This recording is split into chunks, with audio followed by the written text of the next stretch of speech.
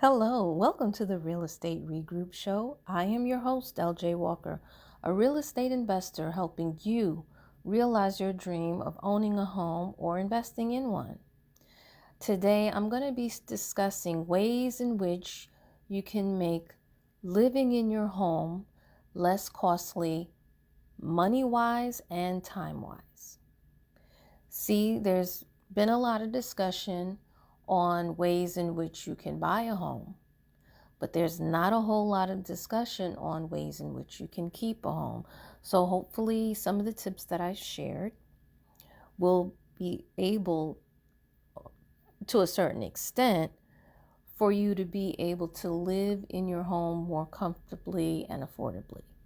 Number one, think about investing in security cameras.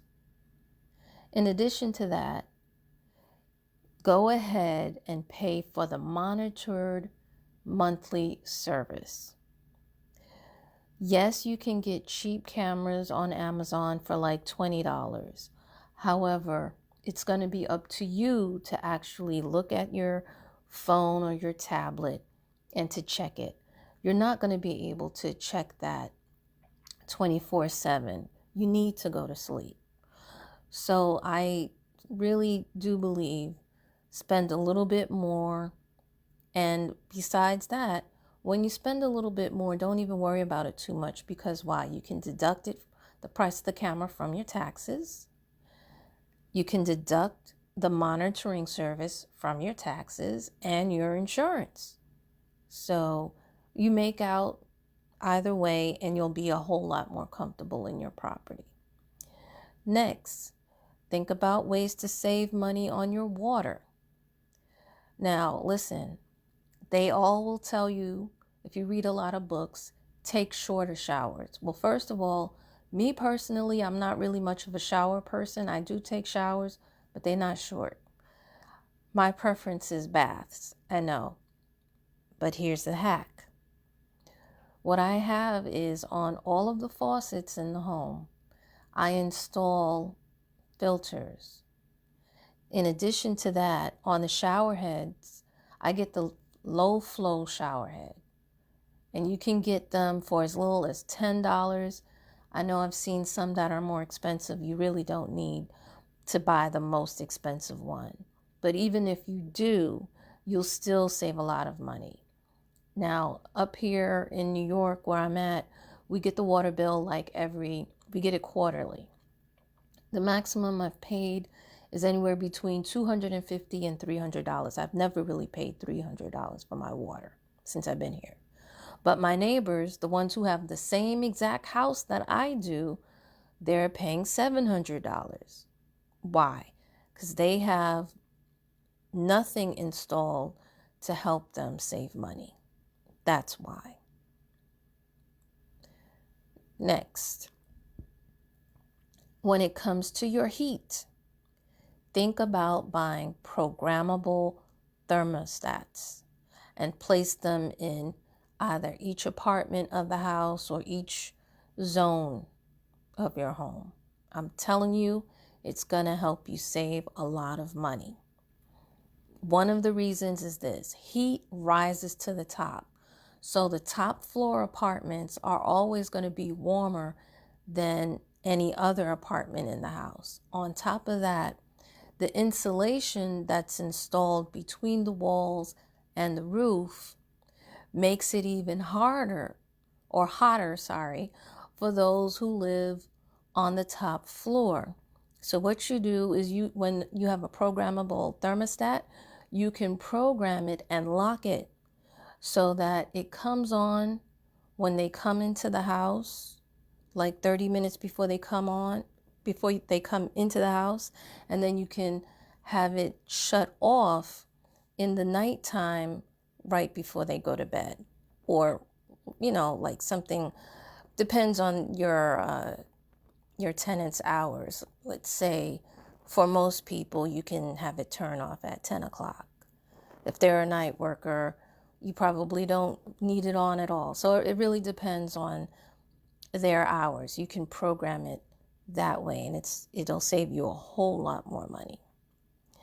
Next, whatever appliance you buy, stove, refrigerator, anything, make sure that it is Energy Star compliant.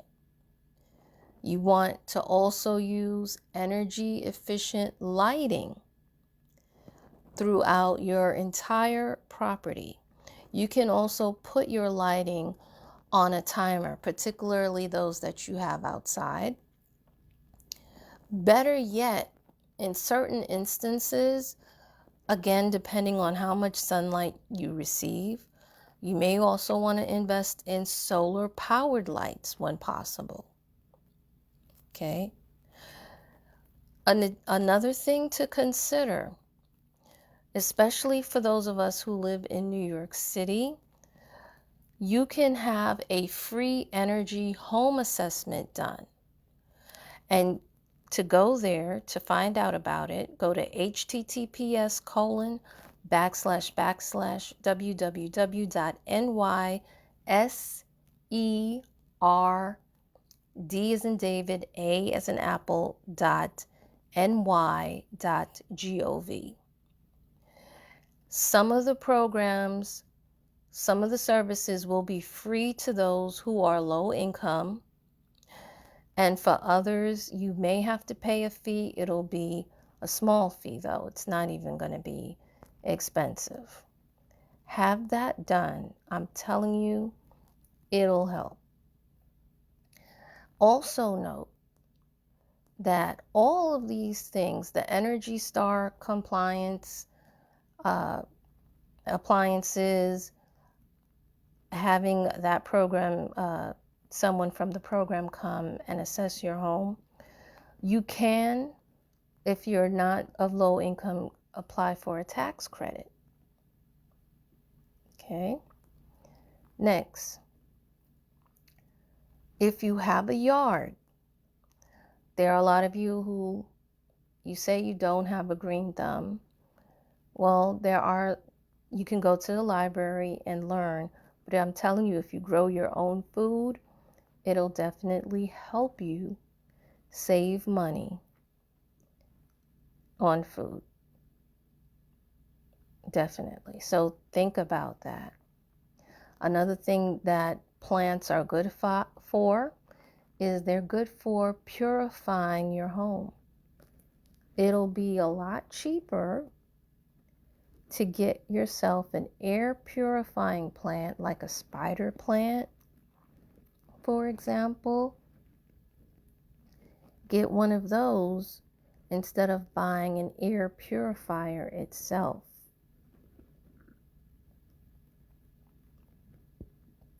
Next, the other thing that you may want to do with all of your services, including your credit cards, ask for lower rates, especially if you know that you're a good customer, you're a customer that pays the bills on time. Ask for lower rates. A lot of times they'll oblige you. They might not oblige you or accommodate you 100% of the time, maybe just for a certain period, but ask. Next, if you can, try to unplug whatever it is that you're not using. That'll also save you some money. Okay? When it comes to cooling and heating, getting back into that area, consider using blackout drapes. Now, I use it because I work at night, and all that sun makes it hard for me to go to sleep. But did you know that blackout drapes also help you keep your home cool in the summer and warm in the winter? Yes.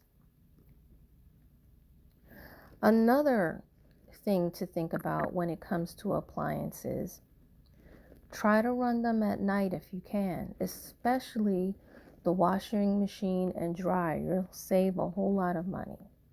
By the way, make sure you clean the lint in the dryer before you use it, or every time you use it, you want to make sure you clean the lint.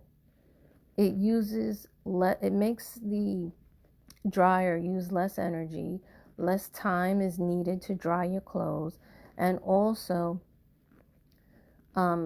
cleaning the lint prevents fires in the house. So it's very important to do that. Now let's talk about, speaking about utilities, some utility companies do give discount programs.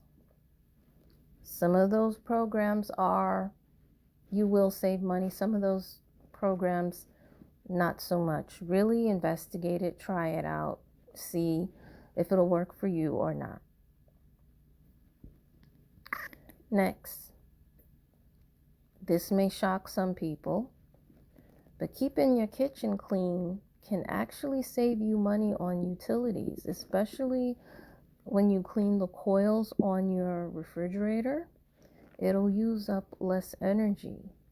Therefore, you're paying less money on your bills. Okay? If you are a baker,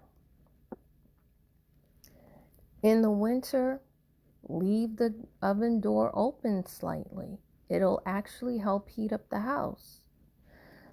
If you bake in the summertime, though, think about trying to do that again at night or really early in the morning. Again, you want to try to save cooling costs when you do it that way. Okay?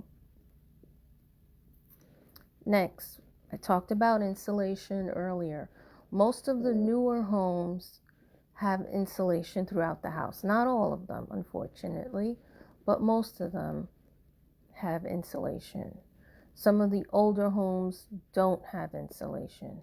Insulation can definitely help you cut costs. So consider it if you don't have it. You want to have insulation in your walls, between houses. It also helps to cut back on sound. You also want to have it under your floors and also between the roof and the ceiling. It'll help you contain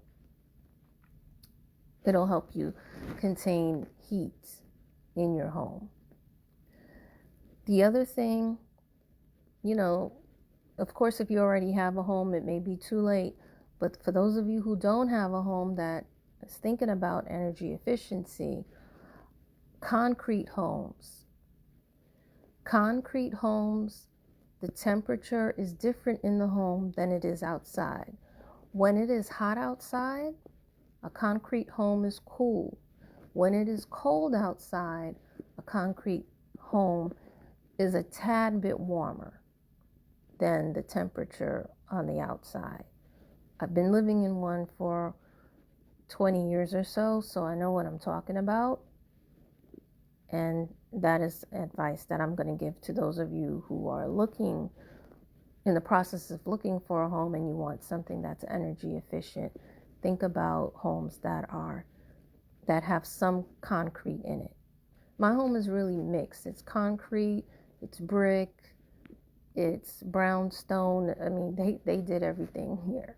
But the base of it is concrete.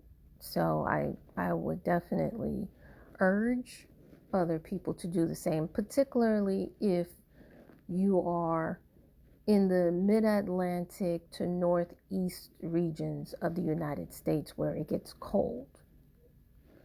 If you live in other parts, you don't necessarily have to, but if you live here, northeast, middle Atlantic parts of the United States, I definitely say do that. Next, and this may come as a shock to some people, but if you think about it, it does make sense.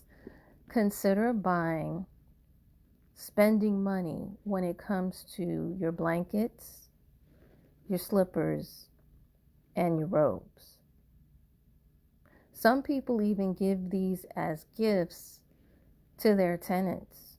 You can do the same as well. It does definitely cut back on you needing to heat up the house.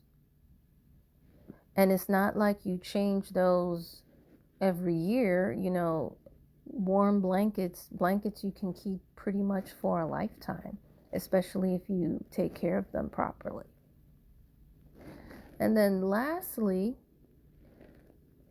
I would suggest you do this not only for yourself but for your tenants also, especially mainly I would say for those of you who are in small multifamily. If you're in an apartment building, this particular tip and some of the other tips may be a bit difficult for you to do, but definitely think about investing in portable heaters. Portable heaters that when they fall down, there's a shutoff valve that cuts off so that this way it doesn't prevent a fire. See, a lot of people, they bought the portable heaters and that heater did not have those automatic shutoff valves. Those heaters, sometimes if they were in the wrong location, they set the house on fire, right?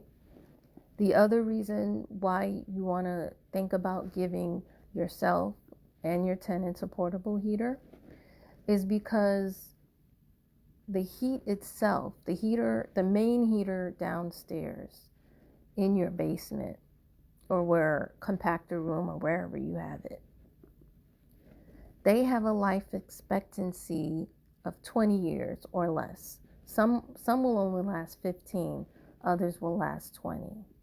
And then you'll have to buy another one. They always go out in the middle of winter. That's when they always act up. Okay? So having a portable heater as a backup will prevent your pipes from freezing and bursting in the house, will prevent your tenants from calling the government on you saying that you're not providing any heat, and a lot of other headaches. So consider doing that in order to save money, save time. And yes, again, you can write that off on your taxes. So don't even worry too much about, how much it costs and, it's money that I have to spend. Spend that money. As a matter of fact, you can get a good one for about $40. So it's not really gonna cut off. It's not really cutting into your budget so much, especially when it's a tax write-off. Okay? So folks, that's all I have for you. Please remember that you can feel free to share this. Remember, each one, reach one, teach one, and sometimes many. Bye for now. Until next time, have a good night.